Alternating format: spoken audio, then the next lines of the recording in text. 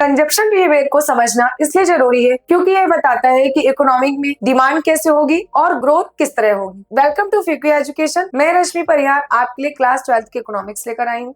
Economics का हम 4th lesson पढ़ रहे हैं। 4th लेसन का जो आज का हमारा टॉपिक है वो है उपभोग प्रवृत्तियां। लेसन का यह नाम आय और रोजगार का निर्धारण। तो आय और रोजगार के निर्धारण में आज जो हमारा टॉपिक है वो कौन सा है? उपभोग और प्रवृत्तियां। चलिए स्टार्ट करते हैं। तो उपभोग प्रवृत्तियां, ठीक है। तो उपभोग प्रवृत्तियों से आशय क्या है? अब उपभोग नाम तो हमने कई बार सुना है इकोनॉमिक्स में, क्योंकि उपभोग पर ही पूरी इकोनॉमी डिपेंड है। क्योंकि जब हम उपभोग ही नहीं करेंगे तो कुछ चीजें नहीं होंगी। तो उपभोग जो है बहुत महत्वपूर्ण हिस्सा है, बहुत। तो उपभोग प्रवृत्तियों से आशय यह है कि प्रति व्यक्ति आय में वृद्धि या परिवर्तन के साथ उपभोग में होने वाला परिवर्तन का स्वभाव, ठीक है। कि मतलब सबकी प्रवृत्ति कैसी है, उपभोग करने की प्रवृत्ति कैसी है, का नेचर कैसा है उपभोग प्रवृत्तियों में, हमको यही जानना है कि प्रति व्यक्ति आय जो हर व्यक्ति की यहाँ पे बात हो रही है। तो प्रति व्यक्ति आय में वृद्धि अगर होती है या परिवर्तन होता है तो उसके साथ उपभोग में होने वाला परिवर्तन का स्वभाव, कि अगर उसकी वृद्धि हो रही है उसकी आय में तो उसकी जो उपभोग करने की प्रवृत्ति है वो कैसी है, उसका स्वभाव कैसा है उपभोग करने में, है ना। कि उसके उपभोग करने में क्या परिवर्तन आता है, उसको स्वभाव में क्या परिवर्तन आता है, ठीक है। आय के अनुसार लोग कितना उपभोग करते हैं इससे उपभोग प्रवृत्ति कहा जाता है, ठीक है। उपभोग प्रवृत्ति एक है कि आय अगर आपकी कितनी है उसके हिसाब से आप कितना खर्च कर रहे हैं। तो आय के हिसाब से, आय के अकॉर्डिंग आप कितना खर्च कर रहे हैं, तो ये होती है उपभोग प्रवृत्ति कि आप आय के हिसाब से अपना कितना उपभोग कर रहे हैं, ठीक है। अब उपभोग प्रवृत्तियों के प्रकार क्या है? उपभोग प्रवृत्तियां मुख्य 2 प्रकार की होती है।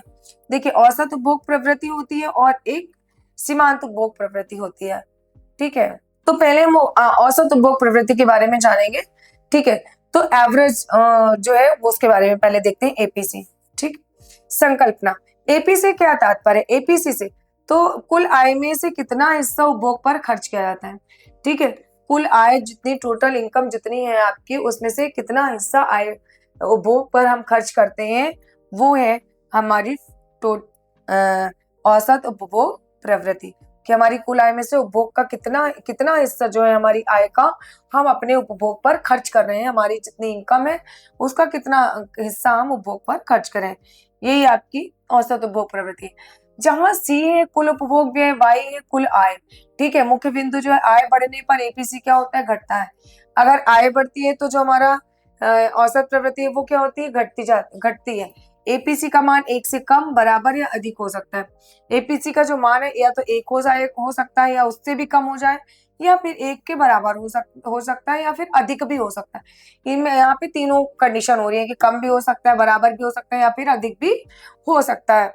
उदाहरण के लिए मान लीजिए आय जो वाई बराबर है 1000, उपभोग जो है वो 800 और एपीसी 800 बटे 1000, तो कितना हो गया? 0.8, ठीक है। अब हम यहाँ पे देखते हैं कि आय, उपभोग और तो एपीसी कितना है, ठीक है। आय मान लीजिए आपकी 100 और उपभोग आपने 120 किया, 200 है तो 200, 300 है तो 260, 400 है तो 310 और 500 है तो 350, 6 है तो 380, ठीक है। इस प्रकार हमने देखा कि हमारी आय कैसे है और उसके हिसाब से हम अपने उपभोग पर कितना खर्च कर रहे हैं, ठीक है। तो यहाँ पे हमने देखा कि 1.20, 1.00, 0.87, 0.77, 0.70 और 0.63। तो हमने यहाँ पे आय के हिसाब से कितना उपभोग किया है और उसके हिसाब से फिर ये हमारा जो रिजल्ट निकल के आया, जो हमारा सॉल्व हो गया वो हल C/Y, ठीक है। तो मतलब कि उपभोग बटे Y, इसमें हमने इसको डिवाइड कर दिया। अब यहाँ पे जो इसका वक्र बना है वो कुछ इस तरह से बना है। देखिए, वक्र जो है वो नीचे की ओर आ रहा है ढलता हुआ, ठीक है। अब यहाँ पे 100 था, फिर 200, 300, 400, 500 और 600, यहाँ पे हमने इनकम को दिखाया है, ठीक है। यहाँ पे जो हमारा एपीसी है तो हमने यहाँ पे इनकम और यहाँ पे उपभोग, जो हमारा उपभोग है वो निकलकर यहाँ पर आ गया है।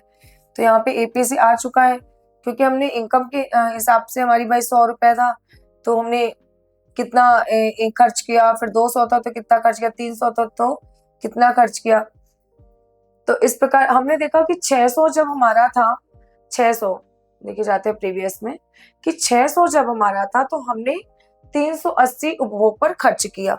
ठीक है, कितना आया 0.633। ठीक है, तो 600, अब हमारा 600 यहाँ पे था तो हमने उपभोग किया उसके हिसाब से, फिर 500 हुआ तो हमने उसके अकॉर्डिंग उपभोग किया, फिर 400 था तो उसके हिसाब से। तो जो हमारा ये वक्र है वो नीचे की ओर ढलता हुआ आ रहा है।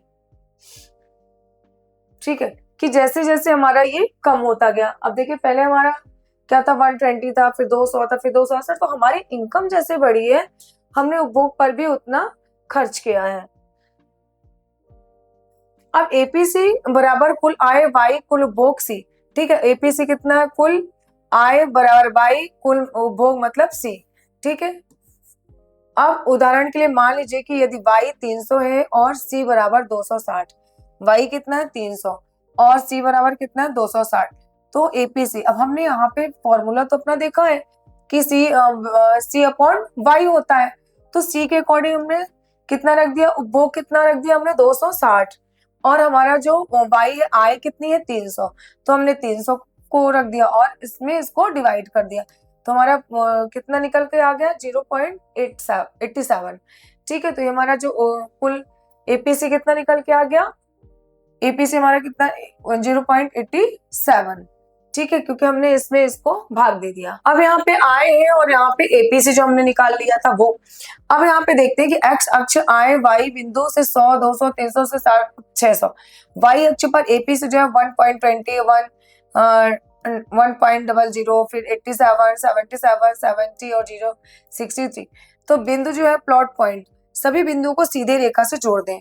अगर रेखा नीचे की ओर ढलान दिखेगी, यह दर्शाता है कि आय बढ़ने पर एपीसी क्या हो जाता है, घट जाता है। आय बढ़ने पर एपीसी क्या हो जाता है, घट जाता है। अगर आय बढ़ती है तो हमारा जो औसत प्रवृत्ति है वो क्या हो जाती है, वो घट जाती है। ठीक है, सीमांत उपभोग प्रवृत्ति हम देख लेते हैं कि मार्जिनल जो है प्रोपेंसिटी वो टू कंज्यूम, तो एमपीसी क्या है, संकल्पना। एमपीसी दर्शाता है कि आय में 1 रुपए की वृद्धि पर उपभोग में कितना बढ़ोतरी होगी, कि अगर आय में 1 रुपए की वृद्धि हो गई है तो हम उपभोग पर कितना करेंगे खर्च, कितना खर्च करते हैं। तो हमने यहाँ देखा कि सूत्र है एमपीसी बराबर डेल्टा सी और डेल्टा वाई, तो जहाँ पे डेल्टा सी उपभोग में परिवर्तन को बताता है और डेल्टा वाई आय में परिवर्तन। जो आपका डेल्टा है वो क्या बताता है, परिवर्तन। किसी भी चीज में परिवर्तन होना ही ये डेल्टा दर्शाता है कि किस चीज में कितना परिवर्तन हो, तो इसलिए डेल्टा लगा हुआ है। तो परिवर्तन को दर्शाने के लिए हमको क्या करना पड़ता है, डेल्टा को लगाना है। तो डेल्टा सी उपभोग में परिवर्तन और डेल्टा वाई आय में परिवर्तन, कि अगर 1 रुपए की वृद्धि हुई है तो उसमें हम उपभोग में कितना वृद्धि कर रहे हैं।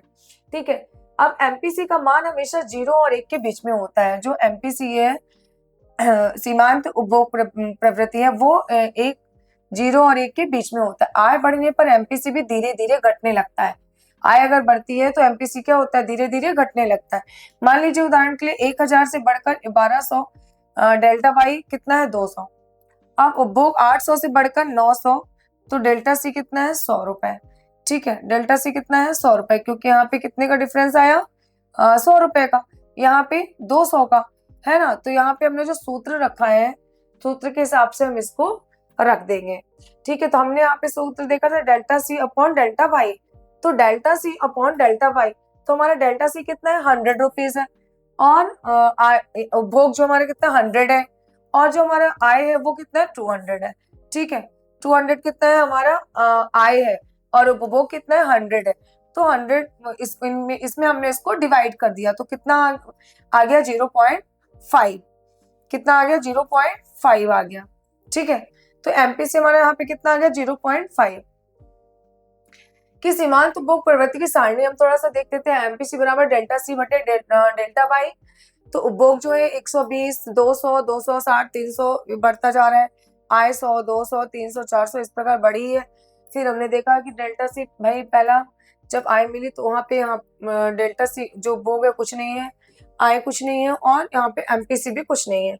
ठीक है, अब यहाँ पे 200 आय है तो 200 उपभोग किया गया है, तो यहाँ पे 80 और 100 वाई और जो है इसका एमपीसी निकल कर आ गया है। ठीक है, इसी प्रकार सारे को हमने इसमें डिवाइड किया और यहाँ पे इसका एमपीसी निकल कर यहाँ पे आ गया है। तो डेल्टा सी में डेल्टा वाई जो है उसको डिवाइड कर दिया है और आई यहाँ पे लिखी हुई है, उपभोग यहाँ पर लिखा हुआ है। एमपीसी बराबर डेल्टा सी बटे डेल्टा वाई, यानी आय में वृद्धि होने पर उपभोग में जितना परिवर्तन होता है कि आय में अगर हमारी वृद्धि हुई तो उपभोग में कितना परिवर्तन, उदाहरण के लिए 200 से 300। ठीक है, जब वाई तो डेल्टा सी बराबर 60 रुपए और डेल्टा वाई बटे 100 रुपए।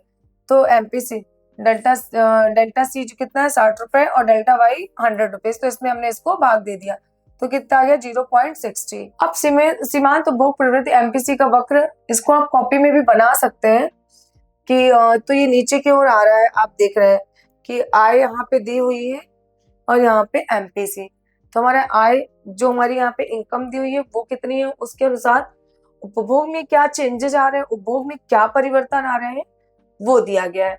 ठीक है, तो 100 था तो उपभोग हमारा इतना हुआ। ठीक है, 100 था तो हमारा उपभोग इतना हुआ, फिर 200 में, फिर 300 में, फिर 400 में, इस प्रकार हम देख रहे हैं। और उपभोग जो है वो उपभोग का जो रेखा है वो ढलती हुई नीचे की ओर आ रही है।